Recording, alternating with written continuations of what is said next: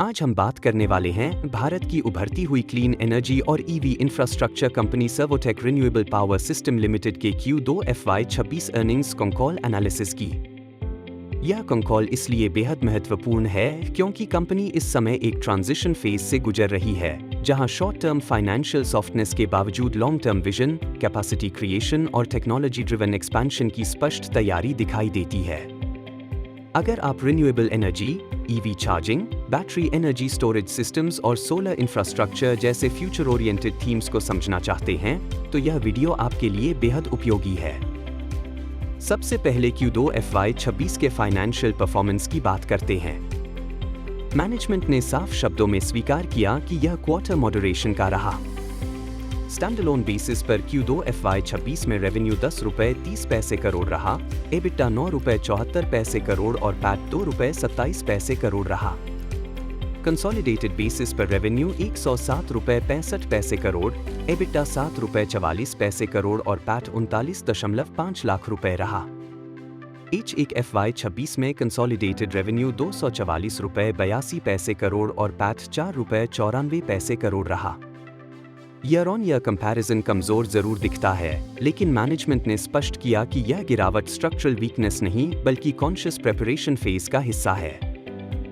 इस कॉल का tone unusually candid रहा, जहां मैनेजिंग डायरेक्टर रमन भाटिया ने इन्वेस्टर्स को सीधे तौर पर बताया कि सर्वोटेक इस समय पोस्ट टू प्रिपेयर के फेज में है।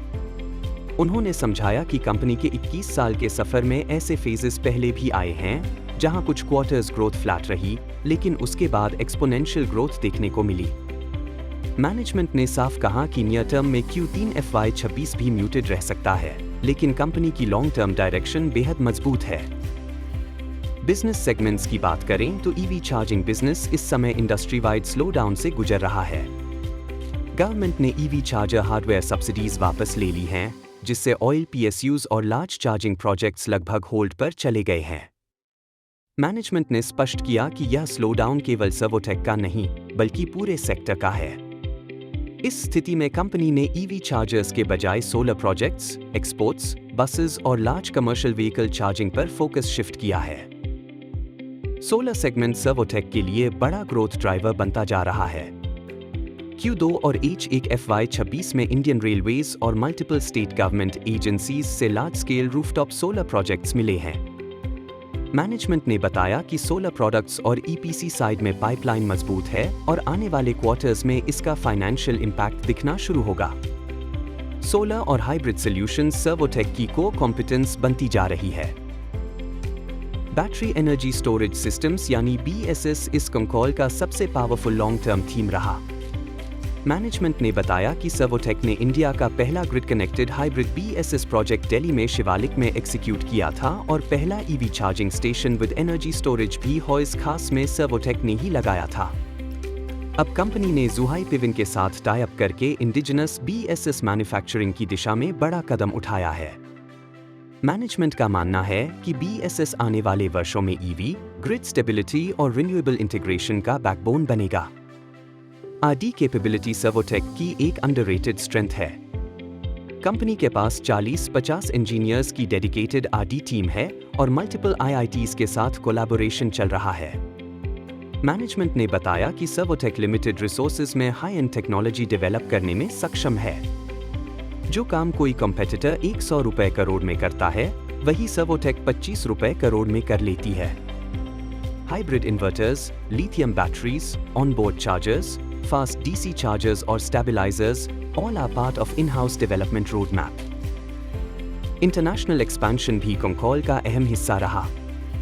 मॉरिशस में डिस्ट्रीब्यूटर अपॉइंटमेंट और दुबई में सब्सिडरी इनॉग्रेशन सर्वोटेक के एक्सपोर्ट लेड ग्रोथ प्लान को दर्शाते हैं। मैनेजमेंट ने साफ किया कि यह एसेट लाइट एक्सपेंशन मॉडल है, जिसमें डिस्ट्रीब्यूटर्स के जरिए प्रोडक्ट्स रीसेल किए जाएंगे और गवर्नमेंट प्रोजेक्ट्स आने पर लोकल एग्जीक्यूशन सपोर्ट दिया जाएगा।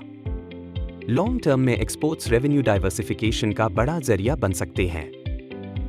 इन्वेस्टर कंसर्न्स और शेयर प्राइस वॉलेटिलिटी पर मैनेजमेंट का जवाब काफी इमोशनल और कॉन्फिडेंस ड्रिवन रहा।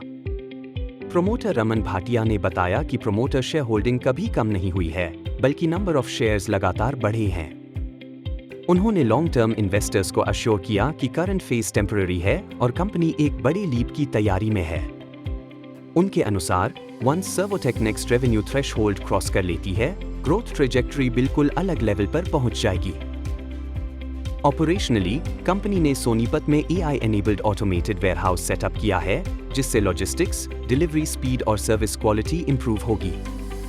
ब्रांड विजिबिलिटी बढ़ाने के लिए सोनू सूद को ब्रांड एम्बेसडर नियुक्त किया गया है, ताकि ग्रासरूट्स पेनिट्रेशन और मास मार्केट ट्रस्ट बिल्ड किया जा सके। कुल मिलाकर Servotech renewable power system limited Q2 FY26 में शॉर्ट टर्म फाइनेंशियल प्रेशर के बावजूद long term clean energy, solar, BESS और EV इंफ्रास्ट्रक्चर अपॉर्चुनिटी पर खुद को स्ट्रैटेजिकली पोजीशन कर रही है। यह एक high risk, high potential transition story है, जहां पेशेंस और एग्जीक्यूशन की फैक्टर्स होंगे। अंत में एक जरूरी डिस्क्लेमर। यह वीडियो केवल शैक्षणिक उद्देश्य के लिए बनाया गया है। इसमें दी गई जानकारी किसी भी प्रकार की निवेश सलाह नहीं है। कृपया किसी भी निवेश निर्णय से पहले अपने SBI रजिस्टर्ड इन्वेस्टमेंट एडवाइजर से सलाह अवश्य लें।